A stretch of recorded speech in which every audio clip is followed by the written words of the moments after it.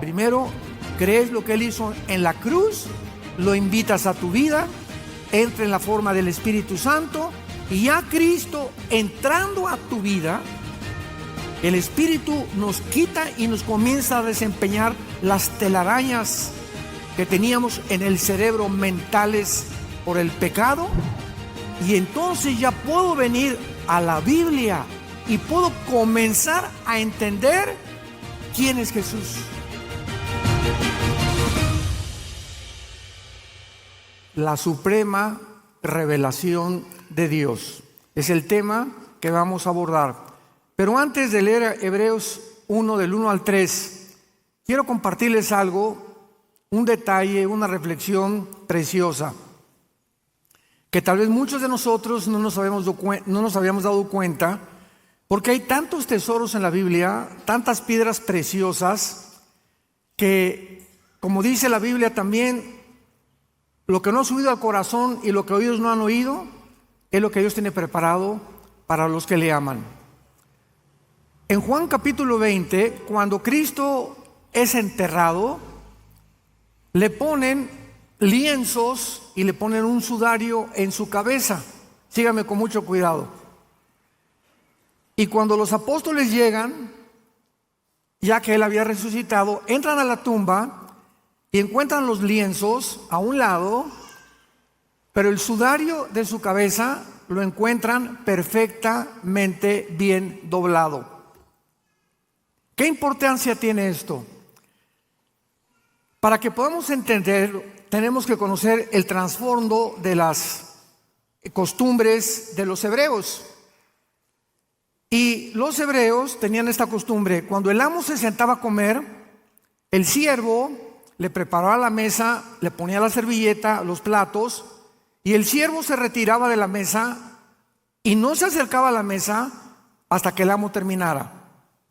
Entonces, cuando el amo terminaba, tomaba la servilleta, se limpiaba las barbas, las puntas de las manos y las manos, y si la servilleta la ponía así desordenadamente, el siervo daba a entender, o le daba a entender al siervo, que podía venir a recoger la mesa, que ya no iba a regresar. Pero si el amo, después de limpiarse, doblaba bien la servilleta y la dejaba, le estaba diciendo al siervo que iba a regresar. ¿Capiche? ¿Lo entendieron? Al dejar Jesús doblada su ropa de su cabeza, nos envió un mensaje: voy a regresar por ustedes. Esos detalles insignificantes que encontramos en la Biblia nos muestran, ¿verdad?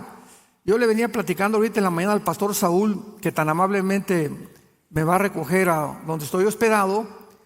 Le decía: Saúl, es increíble que podamos estudiar el Corán de los musulmanes, el Tripitaka de los budas, el Veda de los persas, los libros sagrados que tú me quieras encontrar, y en ningún libro sagrado encontramos tantas maravillas, tanta sabiduría, tanta racionalidad, tanto sentido común como en este maravilloso libro que es la Biblia.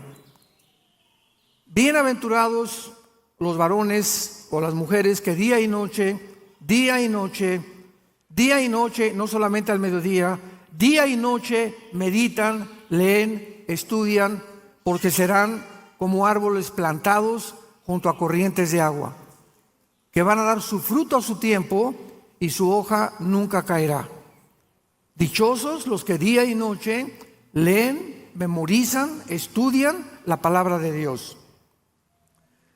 Muy bien, vamos a la lectura, Hebreos 1 del 1 al 3, que dice lo siguiente: Dios, habiendo hablado muchas veces y de muchas maneras en otro tiempo a los padres por los profetas, en estos postreros días nos ha hablado por el Hijo, a quien constituyó heredero de todo y por quien asimismo hizo el universo, el cual, siendo el resplandor de su gloria y la imagen misma de su sustancia, y quien sustenta todas las cosas con la palabra de su poder, habiendo efectuado la purificación de nuestros pecados por medio de sí mismo, se sentó a la diestra de la majestad en las alturas.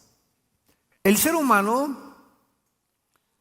ha nacido, desde que el pecado entró al mundo, con un vacío interior en su alma y con una pasión, un deseo de adorar a algo o a alguien. Nunca, jamás en la historia, ninguna tribu, ninguna civilización, ninguna nación, nunca en la historia ha habido algún grupo de personas que no adoren a algo o a alguien. Han adorado la luna, las estrellas, hacen ídolos, levantamos las flores, se adoran a las plantas. Los primeros pobladores de Estados Unidos, Norteamérica, los Cheyennes, los Cherokees, los Sioux, adoraban los espíritus que decían que estaban en los árboles, etcétera, etcétera, porque algo nos muestra la necesidad de trascender y de encontrar a algo o a alguien que nos pueda responder o con quien nos podamos comunicar. Este sentimiento no lo tienen los changos. Nunca ha visto un grupo de conejos, alabaré, alabaré, ¿verdad? Los animales no tienen conciencia de un ser supremo. Esta es una de las características peculiares del ser humano.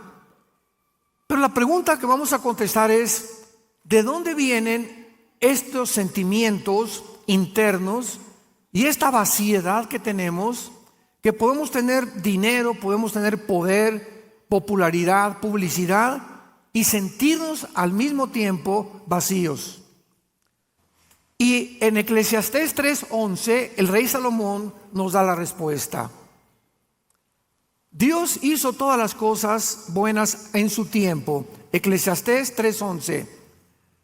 Y Dios puso la eternidad en el corazón humano, sin que el hombre entienda las cosas que Dios ha hecho. Entonces, desde que nacemos los seres humanos, llámense chichimecas, tlaxcaltecas, olmecas, sioux, cheroques, aucas del Ecuador, lacandones o en el Brasil o lo que sea, no importa a través del mundo el tipo de ser humano, todos nacemos con la eternidad. ¿Qué significa esto? Que sabemos que de alguna manera la vida no lo es todo. Y por eso los aztecas le sacaban el corazón y lo ofrecían ¿a quién? A los dioses, para calmar su ira.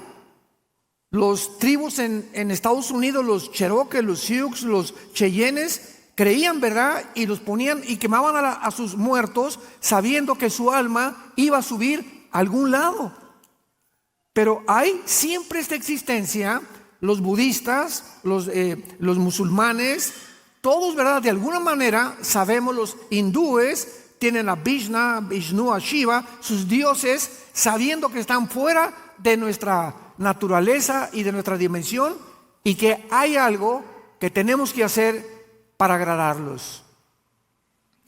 Sin embargo, no hay necesidad, dice la Biblia, gracias a Dios, que permanezcamos en tinieblas, damas y caballeros, tratando de buscar a Dios de diversas formas. ¿Por qué? Porque Dios se ha revelado. Dios se ha revelado de diferentes maneras. Número uno, los que lo quieran apuntar, a través de la naturaleza. Dice en Romanos capítulo 1, versículos del 19 al 20, porque lo que de Dios se conoce les es manifiesto, pues Dios se lo manifestó, porque las cosas invisibles de Él, su eterno poder y deidad, se hacen claramente visibles desde la creación del mundo, siendo entendidas por medio de las cosas hechas, de manera que no tienen excusa. ¿Qué está diciendo el apóstol Pablo? Si yo veo una pintura, hay un pintor. Si veo un edificio, hay un arquitecto. Si veo un reloj, hay un relojero. Si veo un teclado, hay alguien que diseñó eso. Detrás de todo tiene que haber una causa. Es una ley inexorable dentro de la física y las matemáticas. Todo efecto tiene que tener una causa. ¿Por qué existo? Tiene que haber una causa por lo cual existo. Sócrates dijo, el filósofo, pienso, luego existo.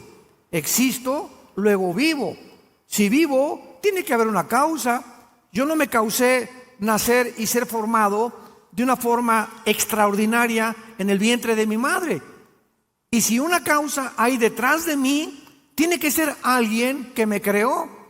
Y unos le llaman el poder, los dioses, la luna, el sol, etcétera, etcétera. Pero todo nos lleva a buscar que hay algo o alguien detrás de todo lo que existe. Hace muchos años, un físico matemático llamado Blaise Pascal, cristiano, escribió tratados sobre el libro del Apocalipsis, etcétera, etcétera. Tenía amigos ateos y los ateos, ustedes saben que, no, les dices, ve el orden del universo y el diseño de Dios a nuestro alrededor. Y Blaise Pascal en su casa hizo un taller y reprodujo un universo, colgó el sol, colgó la luna, así con hilos, estrellas, etcétera, etcétera, pero muy acomodado todo. Y entonces el ateo entró a la casa de Blaise Pascal y le preguntó, oye, qué lindo esto está, ¿quién lo hizo? Y le contestó Blaise Pascal, no sé, apareció en la mañana todo así. Y el ateo le dice, ¿me estás viendo la cara de tonto? Esto lo tiene que haber hecho algo. Le digo, pues es que tú eres el tonto, le dijo Blaise Pascal, porque cuando vemos el sol y la luna y el orden y el diseño perfecto, que la Tierra gira en 24 horas sobre su eje con una inclinación de 23 grados y medio y que al mismo tiempo se traslada alrededor del sol en 365 días, no puede ser que haya las 4 estaciones, la distancia entre nosotros y el sol para que haya vida. La mezcla del oxígeno perfecto que existe ahorita en la atmósfera, ya arriba ya no hay el oxígeno que tenemos aquí. ¿Tú crees que todo fue solo? ¿Apareció de repente? Que de repente apareció un chango con órganos reproductores masculinos y después una changa con reproductores femeninos y se juntan los dos y aparece un changuito. O sea, somos 2 accidentes en medio de un accidente. Vemos nosotros que profesando ser sabios se hacen necios. Por eso el ateísmo es insostenible filosóficamente, ni físicamente, ni biológicamente, menos matemáticamente. Ya el ateísmo ha comenzado a dejar de existir desde que se descubrió el ADN en 1954, en el siglo pasado. Entonces la naturaleza nos habla y por eso el hombre busca a Dios. Los antiguos, las tribus, las civilizaciones veían todo, veían las estrellas, adoraban y algo nos impulsaba a adorar el universo, porque tenemos la eternidad en el corazón. En segundo lugar, Dios se ha dado a conocer a través de nuestra conciencia, de nuestra conciencia. ¿Qué es la conciencia? Con, dentro, ciencia, conocimiento. Conciencia, conocimiento interno. Es lo que significa conciencia. Entonces tenemos un conocimiento innato, adherido a nuestra alma, que nos premia o nos juzga de acuerdo a nuestras acciones. La materia no lo pudo haber creado. Dile a tu maestro en la universidad, bueno, ¿qué explicación tiene usted de los ateos del universo? El Big Bang. ¿Qué es eso, maestro? Pues que hubo una explosión y se formó todo. Muy bien, vamos a seguir una línea de lógica elemental, querido maestro. Si hubo una explosión, ¿quién la produjo? ¿Chita? ¿Qué había detrás de la explosión? Porque todo efecto tiene una causa. Para que haya habido una explosión, algo la causó. Y la materia no existía. Número 1. Número 2, maestro. La materia no piensa. Ok, vino una explosión, se formó todo, pero ¿quién formó el cerebro? el pensamiento, la conciencia. ¿Quién puso dentro del ser humano este sentimiento de la eternidad? La materia, las piedras no ponen, ni tampoco pueden hablar, ni pueden comunicar lo que nosotros hacemos. Entonces nos damos cuenta que cuando nosotros hacemos algo bueno, nos sentimos bien.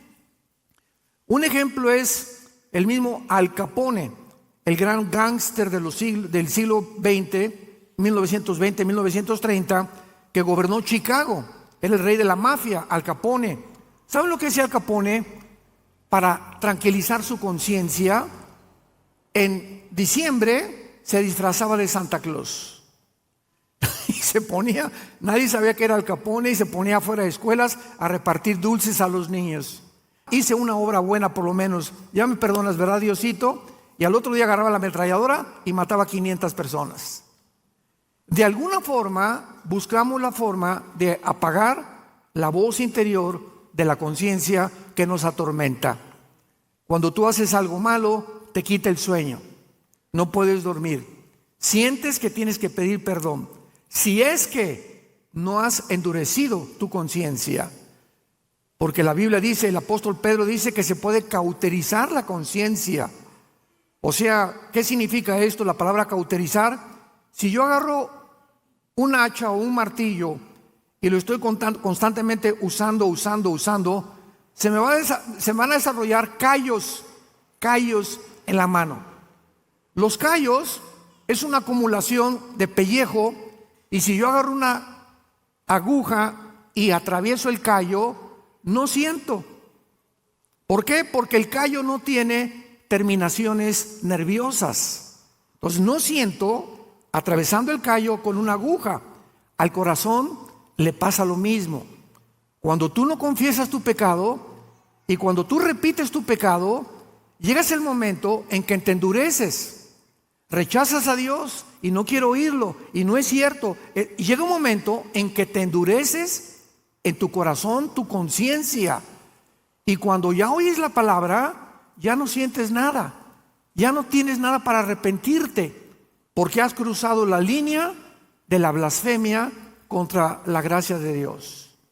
Y ahí es cuando Dios te dice, ¿sabes qué, Pancho? No me vuelvo a meter con tu vida. ¿Sabes qué, Carmelita? No me vuelvo a meter con tu vida. Haz lo que te dé la gana. Nos vemos en el día del juicio. Y en tercer lugar, Dios ha dado a conocer a través de la Biblia. En Isaías capítulo 44, Isaías 44, bienaventurados los que trajeron su Biblia, se irán en el rapto. Qué tristeza que haya cristianos que vengan el domingo sin Biblia. Eso ya es el colmo de los colmos. Es como ir a jugar fútbol sin la pelota. Imaginémonos nada más, ¿no? Isaías 44, del 6 al 8, dice así: así dice Jehová, Rey de Israel y su Redentor, Jehová de los ejércitos: yo soy el primero y yo soy el postrero, y fuera de mí no hay Dios. Nos detenemos ahí. Yo soy el Alfa y yo soy la Omega. El Av o el Taf en el hebreo. Muy bien. Si Dios dice yo soy el primero, significa lo siguiente. Estamos meditando en la palabra de Dios. ¿Qué significa que diga Dios yo soy el primero? Que Él es el único que nos puede decir cómo comenzó el universo. Ningún método científico ni investigación humana, intelectual, nos puede llevar a decidir, a descubrir cómo se formó el universo. Entonces, como el ser humano no puede saber nunca cómo se comenzó el universo, porque para saberlo teníamos que haber estado ahí, ¿correcto? Tú no puedes saber algo si no estuviste ahí. Entonces, como no estuvimos en el principio, inventamos. Pues se hizo el Big Bang, venimos del chango, etcétera, etcétera, porque no tenemos información en nuestra mente limitada. Y cuando Dios dice yo soy el primero, abrimos el Génesis y comienza la Biblia. En el principio, Dios creó los cielos y la tierra. Y cuando dice la Biblia en el principio, significa que hubo un principio y que no hay eternidad en la creación de Dios. Algo comenzó y algo va a terminar. Y si hay esto, significa que las leyes de la termodinámica, la primera y la segunda ley de la termodinámica, corroboran que realmente todo está en descomposición. El sol pierde millones de toneladas más a todos los días, la madera se echa a perder, estamos muriendo celularmente todos los seres humanos, todo hay que volverlo a pintar, todo el coche lo tienes que estar renovando en su aceite, cambiándole las piezas. Todo está bajo una ley que se llama en la física la ley de la entropía, que corrobora la segunda ley de la termodinámica, tal como la Biblia lo dice. En el principio Dios creó los cielos y la tierra, la materia, el espacio y el tiempo. En un versículo se encuentra lo que los físicos descubren hasta Galileo Galilei, y hasta que Blaise Pascal, y hasta que todos los grandes científicos, Pasteur, Einstein, y la Biblia tenía razón. Entonces, Dios es el primero. ¿Quieres saber cómo comenzó todo? ¿Quieres saber quién eres tú? ¿Quién nos creó? ¿Para qué fuimos creados? ¿Cuál es mi propósito y mi sentido en la vida? ¿Hacer dinero? ¿Llegar a ser famoso? ¿Que me aplaudan? ¿Que me reconozcan? ¿Ese es tu propósito en la vida? ¿Tener 500 mujeres? Si tú buscas todas estas cosas, vas a acabar en las tinieblas.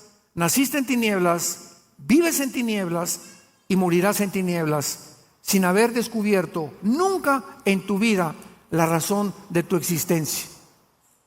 Entonces, dice la Biblia, si Dios es el primero, Él tiene las respuestas. Ahora bien, si Él es el primero, Él es el último, ¿correcto? ¿Dónde nos encontramos? En medio. Si Él es el primero y Él es el último, no hemos llegado al final. Ahora, si estamos en medio y volteamos hacia atrás y vemos que desde el principio hasta nuestros días las profecías bíblicas se han cumplido al pie de la letra, significa que las que faltan por cumplirse hasta el final se cumplirán de la misma manera. Y eso nos llena de paz, de seguridad, que estamos firmes en la palabra y en los brazos del Señor Jesucristo. Y que nadie nos separará jamás de su amor. Yo soy el primero y yo soy el postrero, dice el Señor. Ahora pongan mucha atención. Versículo 7. Vean el desafío que lanza Dios al mundo. Dice Dios: ¿quién proclamará el futuro o lo venidero? Lo declarará y lo pondrá en orden delante de mí, como hago yo desde que establecí el pueblo antiguo.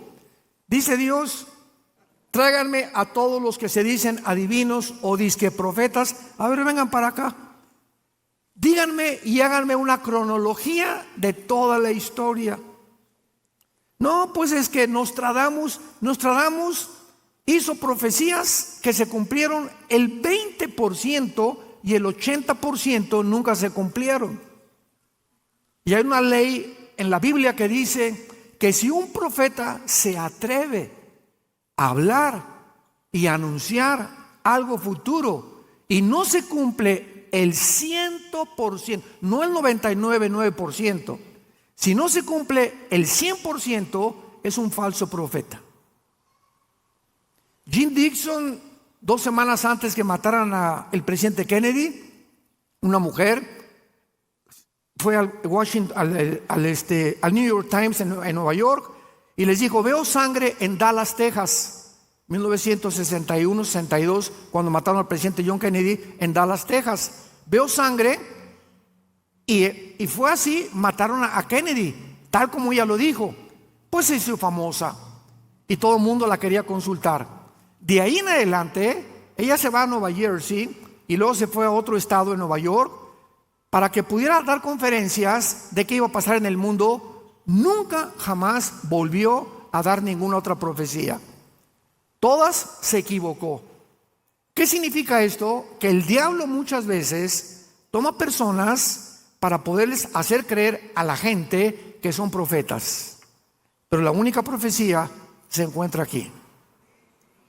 La Biblia es un libro sellado y acaba diciendo en Apocalipsis: si alguien le agrega algo o le quita algo a este libro, las maldiciones de la ley caerán sobre él. Una vez me encontré una persona que me dijo: oye, tengo una profecía. Y le dije: escríbele en un papel y ponle 2 de Pancho 3:1 y pégasela a la Biblia. Porque si hay algo más que Dios nos quiera decir, entonces la Biblia está incompleta. La Biblia es una revelación completa o no completa. Porque si algo le falta, entonces no es la palabra de Dios. Quedó incompleta la revelación de Dios. Y la Biblia es algo que ya está totalmente, y a Dios lo que Él quiso revelarnos se encuentra en la Biblia. A la ley y al testimonio, dijeron los profetas hebreos. Esto es muy importante para que podamos comprender que en la Biblia encontramos el orden de la historia. Maestros de la escuela que nos acompañan. Hace 2600 años, el libro de Daniel, hace 2600 años, 600 años antes de Cristo, Daniel escribe todos los imperios que iban a haber desde hace 2600 años hasta la venida de Jesucristo. Y comienza Daniel diciendo: se va a levantar Babilonia, porque él vivió en Babilonia, que es la nación de Irak actualmente. De acuerdo a la historia, dice Daniel, se va a levantar otro imperio, los medos persas, que es actualmente Irán. Y así la historia lo comprobó. Y ya Daniel se murió. Y dijo: y después vendrá otro imperio, que fue Grecia. Alejandro el Magno derrotó a los medos y a los persas en el año 300 antes de Cristo.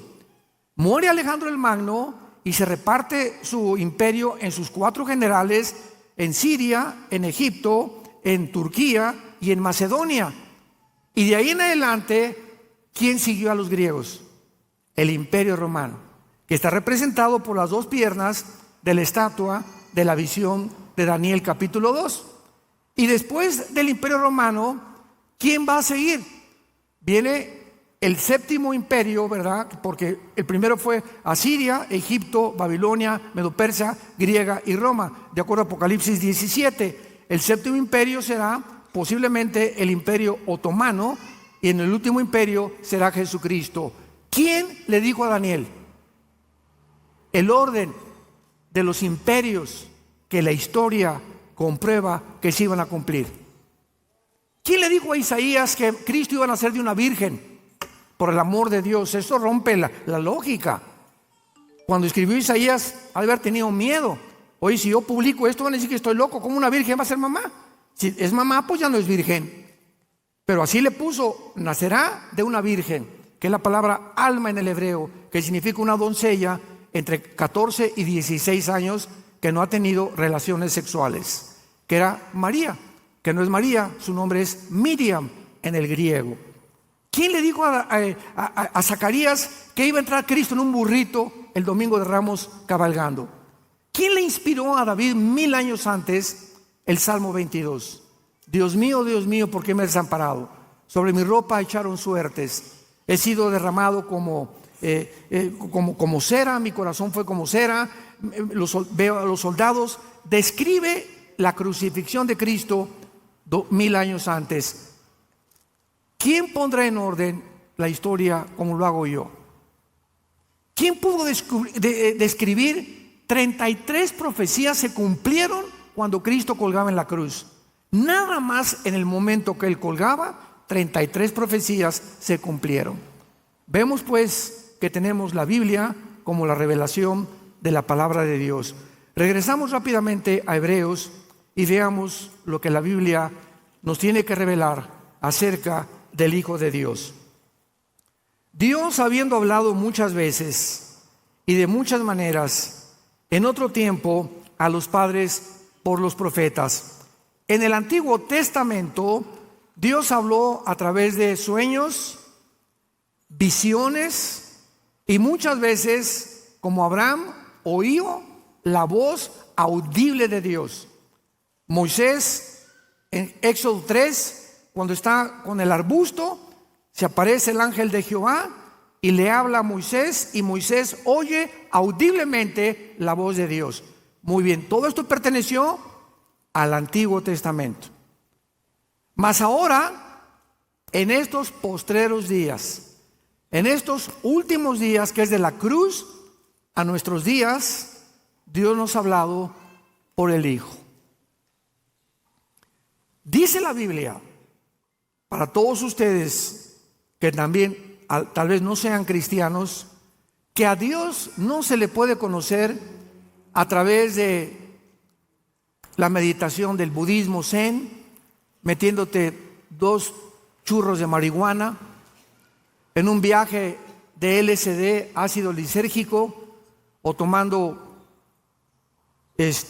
hongos de doña Sabina, que ella murió aquí en Oaxaca, muy famosa, que se ponían hasta como querían, ¿verdad? Con los hongos, buscando alguna experiencia hiperdimensional, siempre buscando nosotros experiencias que trasciendan, que nos revelen cosas misteriosas de la mente, etcétera, etcétera.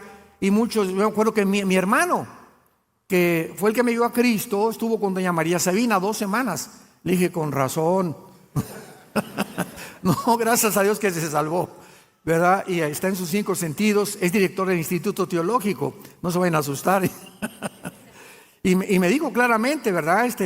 Cuando me puse y que estaba buscando a Dios, siempre me decía, con los amigos que fui, buscábamos a Dios y queríamos una experiencia así, para poder entender quién era Dios a través de métodos satánicos que el diablo quiere inducirnos para conocer a Dios.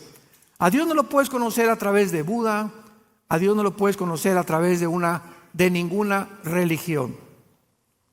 Si algún ser humano quiere conocer a Dios, escucha esto con mucho cuidado. Antes de conocer al Padre, necesitas conocer al Hijo. Primero tienes que encontrarte con Jesucristo para que Jesucristo te presente a su papá. Veamos esta verdad en Mateo capítulo 11, versículo 27. Qué importante es esta revelación. Dice así, Mateo 11,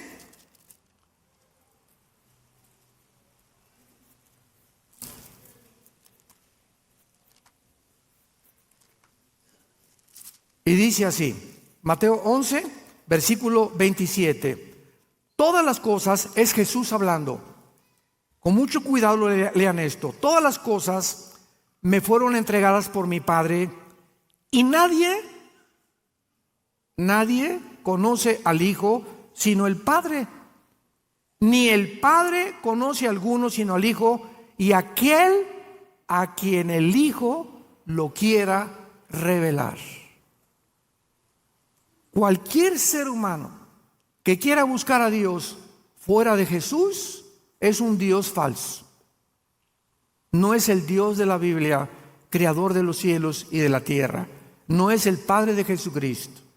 Primero, crees lo que Él hizo en la cruz, lo invitas a tu vida, entra en la forma del Espíritu Santo, y ya Cristo entrando a tu vida, el Espíritu nos quita y nos comienza a desempeñar las telarañas que teníamos en el cerebro mentales por el pecado, y entonces ya puedo venir a la Biblia con la mente de Cristo. Dice 1 Corintios 2 que tenemos la mente de Cristo, y puedo comenzar a entender quién es Jesús.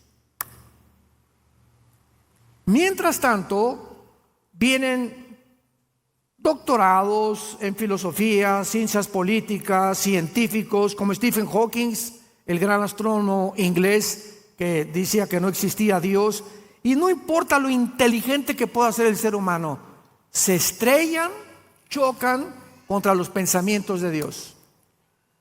porque vienen con su mente limitada, finita, porque somos seres finitos, y los pensamientos de Dios sobrepasan nuestros pensamientos.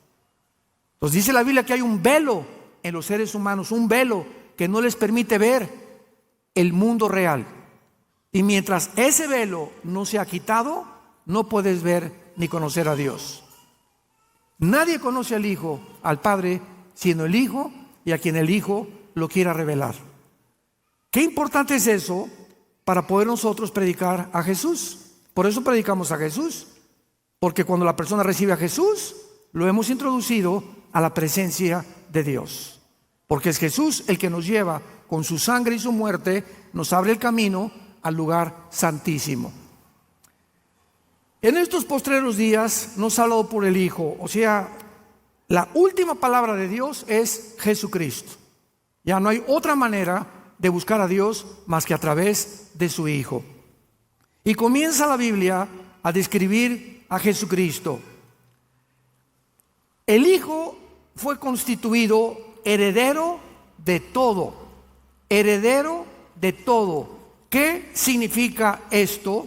Simplemente significa que Él es, como dice Isaías capítulo 9, versículo 6, porque un niño nos es nacido, hijo nos es dado, el principado sobre su hombro, se llamará su nombre admirable, consejero, Dios fuerte, Padre eterno, príncipe de paz. Lo dilatado de su imperio y la paz no tendrán límite.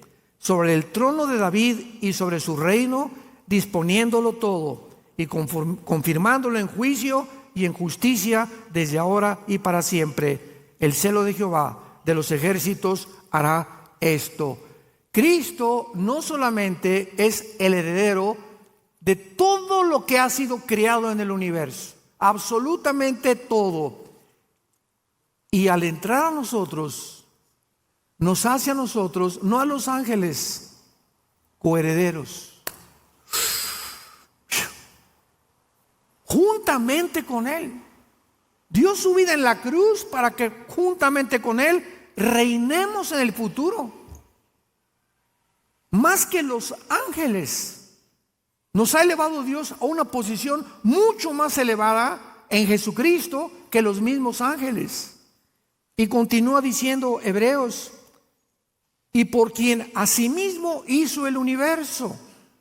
Imaginémonos que no existe nada, nada. Ni querubines, ni ángeles, ni estrellas, ni galaxias, no existe nada. Está el Padre. Y en ese momento, el primer pensamiento del Padre, porque Dios es amor, fue una cruz. Antes de que Dios creara todas las cosas, en su mente estaba la cruz, su amor. Porque si las criaturas que Él iba a crear querían conocerlo a Él, tenían que conocer que Dios es amor.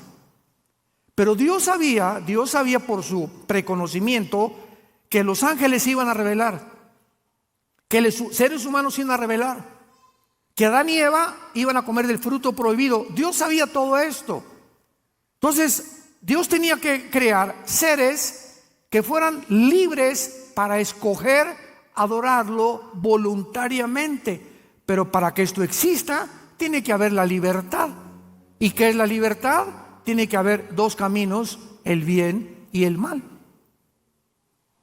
Entonces, Dios permite que el mal entre en el universo para que sus criaturas se enfrenten con la opuesto a la bondad, al amor, a la paciencia, etcétera, etcétera, y conozcan el otro lado de la maldad, que es la maldad, el árbol del conocimiento del bien y del mal.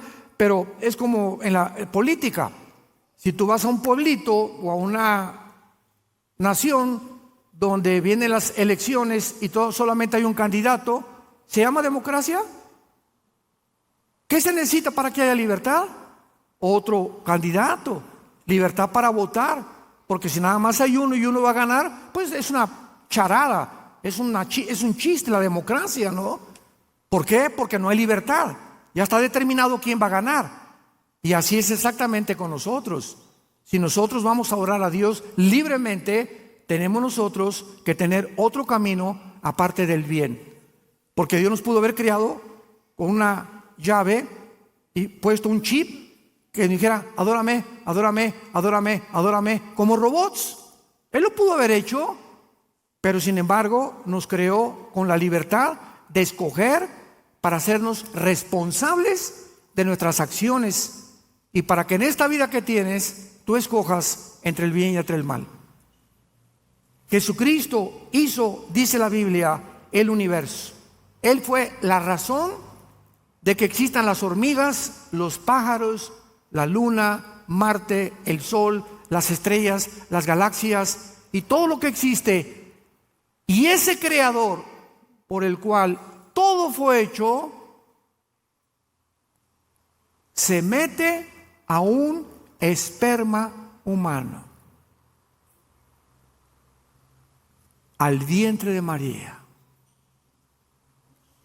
Y el Espíritu Santo fertiliza el óvulo de María con el cromosoma Y, porque el Mesías tenía que ser varón. Entonces, el Mesías tenía que traer el cromosoma Y, que es el que determina el género de nosotros los varones. Las mujeres no tienen el cromosoma Y como lo tenemos nosotros. Entonces Dios puso el cromosoma Y, fertiliza el óvulo y ahí estuvo escondido 9 meses. Y nació como un niño, como tú y como yo. El creador de los cielos y la tierra. Y cuando nació, traigan al ginecólogo, el anestesiólogo, el hospital de Los Ángeles, en México, el mejor hospital. Ha nacido el creador del universo. ¿Dónde pusieron a Jesús? Las vacas, los borregos, en un pesebre, porque todos los moteles y hoteles y las posadas estaban cerradas, porque era el tiempo de la Pascua, donde venían todos los extranjeros y cerraban todos los hoteles. No había lugar para que naciera el creador del universo.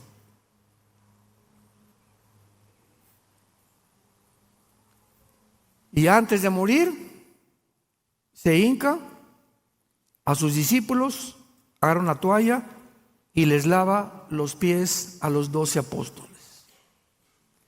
El creador del universo se hinca delante de nosotros.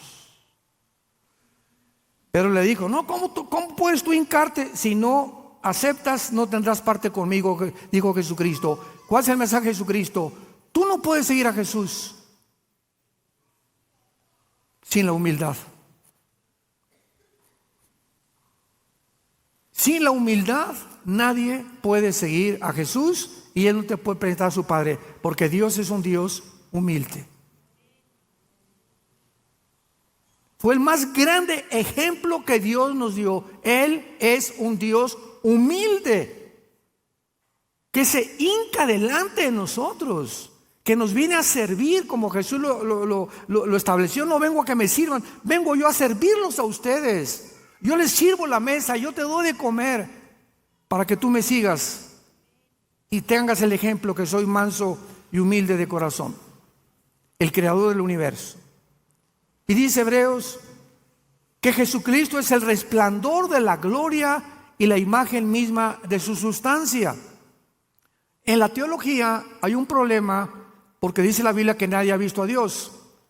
Y luego por otro lado dicen que Dios lo vio, o etcétera, etcétera.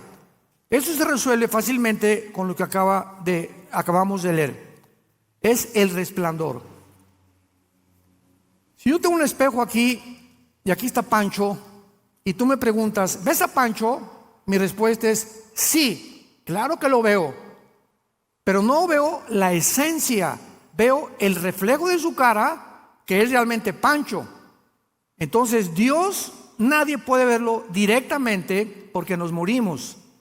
Entonces mandó a su Hijo para que Él fuera el espejo, Él reflejara el carácter y la vida de Dios. Y Jesús lo dijo en Juan 10: el que me ha visto a mí, ha visto al Padre. Pues no que nadie ha visto al Padre, sí, pero Él reflejó con su vida, con sus acciones, con sus milagros, con su poder, con su amor, con su humildad, cómo es Dios. ¿Quieres saber cómo es Dios? Estudia los evangelios y conoce a Jesucristo. Él es el resplandor, el reflejo de Dios el Padre. Y finalmente dice el versículo 3 de Hebreos 1, y quien sustenta todas las cosas con la palabra de su poder. ¿Nunca te has preguntado, señores físicos que nos acompañan, matemáticos, científicos, astrónomos, nunca se han preguntado que hay una ley física que dice lo siguiente? Si yo tomo una canica y le hago así a la canica, ella va a salir disparada, pero se va a detener. Si tomo una flecha y la disparo, va a salir la flecha, va a ser una parábola y se va a detener. Si disparo un balazo, sale la bala y la bala tiene que caer. ¿Por qué? Porque de acuerdo a la ley física, la velocidad está relacionada con la fuerza que se le aplique.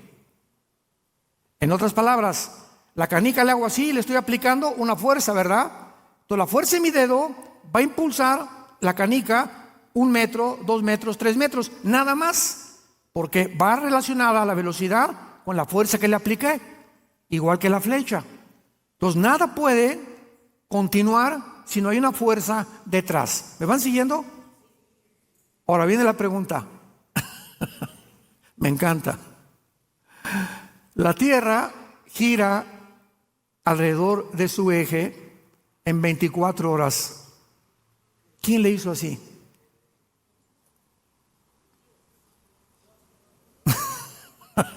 Pregunta al físico matemático, al ateo, discípulo de Nostradamus de tu escuela. Maestro, ¿quién está empujando la tierra, querido maestro? ¿Qué fuerza hay detrás? Contésteme física y matemáticamente. Vamos a sumergirnos en el mundo microscópico, a los átomos. ¿Quién mantiene los neutrones, los electrones, todo lo que es positivo alrededor del núcleo? ¿Quién mantiene esta velocidad continua de la materia que hace posible que la materia sea molecular? Tanto en el mundo microscópico como en el mundo macroscópico, ¿quién mantiene la Tierra? ¿Quién la empuja para que sea exactamente su vuelta en 365 días? ¿Quién mantiene las galaxias para que no choquen unas con otras? ¿Qué fuerzas hay invisibles? Dígame usted, maestro. Físicas, que la física no tiene explicación. Jesucristo lo hace. Quien sustenta todas las cosas, los átomos, la fuerza, el magnetismo, la gravedad, todo lo hace el que murió en una cruz hace 2000 años. El que tienes colgado ahí arriba de tu cama y que ni siquiera has considerado hincarte para adorarlo, bendecirlo y hacerlo parte de tu vida. Él se llama Jesucristo, el Hijo de Dios, que es la última palabra que Dios nos ha dado y que en esta mañana quiere entrar a tu corazón si tú se lo abres y le permites, porque Él es un caballero. Él no te va a forzar a que tú le recibas. Tiene que ser tu voluntad la que tú reconozcas que sin Él nunca podrás alcanzar el propósito para lo cual fuimos creados. Oremos. Te damos gracias, Señor, por tu palabra. Bendito sea el Dios y Padre de Jesucristo, nuestro Señor, y de su Hijo, en quien están encerrados todos los tesoros de la sabiduría y del conocimiento. Y que nos has hecho renacer para una esperanza viva por medio de la resurrección de Jesucristo de entre los muertos. Te adoramos, Señor, te bendecimos. Te damos las gracias por tan grande salvación. En esta mañana Dios te habla y te dice: te amo. Vine al mundo hace 2000 años, físicamente, visiblemente, para representar y reflejar el amor de mi Padre a tu persona, a tu familia, a tu trabajo, a todo lo que eres. Tú simplemente tienes que creer lo que hice en esa cruz en tu lugar. Algo que tú nunca hubieras podido realizar, pagar por tus pecados. Pero yo los pago. Con mucho gusto acepté la orden de mi Padre, venir al mundo y ser tu sustituto para que tú pudieras tener la vida eterna y el perdón de tu vida por mi gracia y la misericordia de mi Padre. Dice Jesús. Ahora, si tú le recibes en tu corazón en este momento, arrepiéntete de tus pecados. Tú no puedes seguir en la vida que tú has llevado hasta este momento y dile: Señor, creo que en la cruz pagaste con tu sangre por mi vida, mis pecados, pasados, presentes y futuros, y que a los 3 días volviste a vivir. En este instante te recibo como mi Señor y mi Salvador. Y te doy las gracias por tan grande amor. En el nombre de Jesús. Amén. ¿Qué tal es la palabra de Dios? Asombrosa, ¿verdad? Maravillosa. Maravillosa la palabra de Dios. Ámala, guárdala en tu corazón, memorízala, léela todos los días. Cuando estás afligido, recuerda, echa tu ansiedad sobre Él. Él tiene cuidado de ti. Él nos cuida, Él nos va a proteger, Él nos va a sostener hasta que Él regrese por nosotros, que ya no tarde en venir por nosotros. Pero el diablo va a hacer todo lo posible por sacar esto de tu vida, porque esta es nuestra vida, la sabiduría y el poder de Dios. Por eso muchos vienen a la iglesia sin esto, desarmados. Estamos en una guerra espiritual y andas sin la espada, y esta es la espada del Espíritu. Ten mucho cuidado de abandonar la palabra, porque es la palabra la que nos sostiene hasta el final. Que tengan mucha paz. Hola, quería contarte algo. ¿Sabías que puedes ver este y otros videos en nuestro canal de YouTube? Solamente suscríbete y activa la campanita para que así las notificaciones te lleguen cada vez que subamos un contenido que sabemos será de mucha bendición para tu vida.